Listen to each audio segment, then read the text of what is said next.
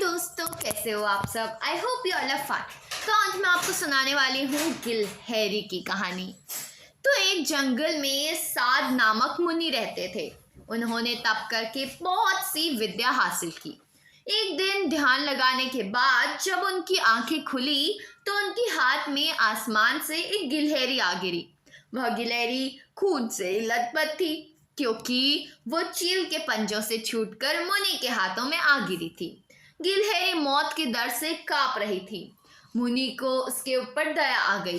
उन्होंने सोचा क्यों ना इसे अपनी विद्या से अपनी बेटी बना लूं।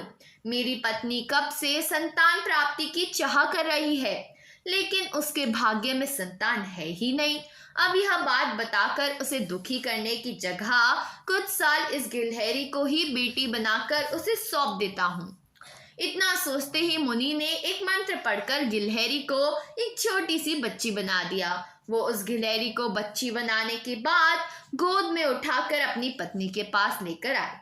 उन्होंने कहा, लो अब इसे अपनी बेटी मानकर ही पालना। सोच लो भगवान ने तुम्हारी सुन ली है। मुनि की पत्नी छोटी बच्ची देखकर खुश हो गई।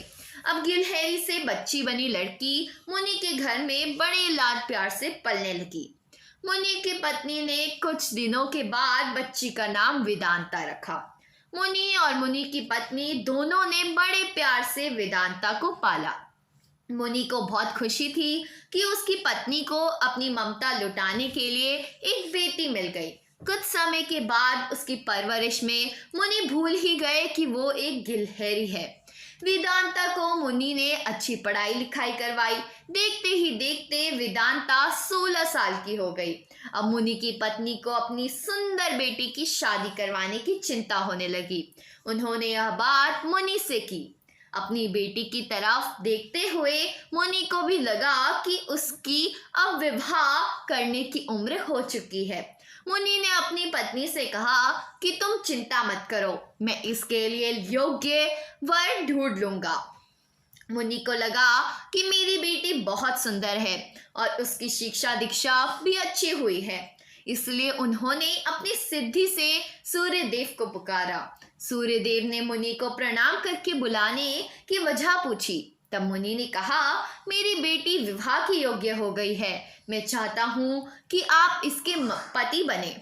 सूर्य देव ने कहा, आप एक बार अपनी पुत्री से पूछ लीजिए, अगर इसे मंजूर है तो मेरी तरफ से भी हाँ है।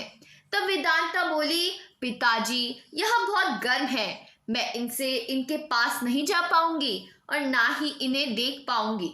मुनि ने वेदांता से कहा, कोई बात नहीं, हम दूसरा वर देख लेंगे। तभी सूर्य देव ने कहा, हे मुनिवर, मुझ पे श्रेष्ठ बादल हैं, आप उनसे बात कीजिए, वह मेरे प्रकाश को भी ढक देते हैं। मुनि ने अब बादल को याद किया। बादल गरजते हुए मुनि के पास पहुंचे और उन्हें नमस्कार किया। इस बार मुनि ने सीधे वेदांता से पूछा, क्या तुम्हें यह वर पसंद है? वेदांता ने जवाब दिया, पिताजी मेरा रंग गोरा है और इनका काला, हमारे जोड़े अच्छी नहीं लगेगी। तब बादल ने मुनि से कहा, आप पवन देव को बुलाइए, वे मुझसे श्रेष्ठ हैं, उनमें मुझे उड़ाकर इधर से उधर ले जाने की ताकत है। अब मुनि ने पवन देव का स्मरण किया।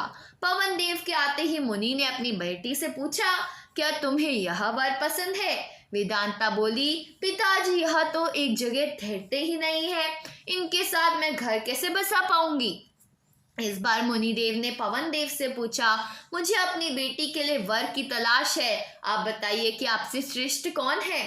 पवन देव ने जवाब दिया, मुनिवर आप पर्वत को बुला सकते हैं, वह मेरा रास्ता रोक देते हैं, वह मुझसे श्रेष्ठ हैं। तुरंत मुनि ने पर्वत को पुकारा। पर्वत को देखते ही वेदांता बोली, यह तो पत्थर है, इनका दिल भी पत्थर का ही होगा, इनसे विवाह कैसे हो पाएगा पिताजी?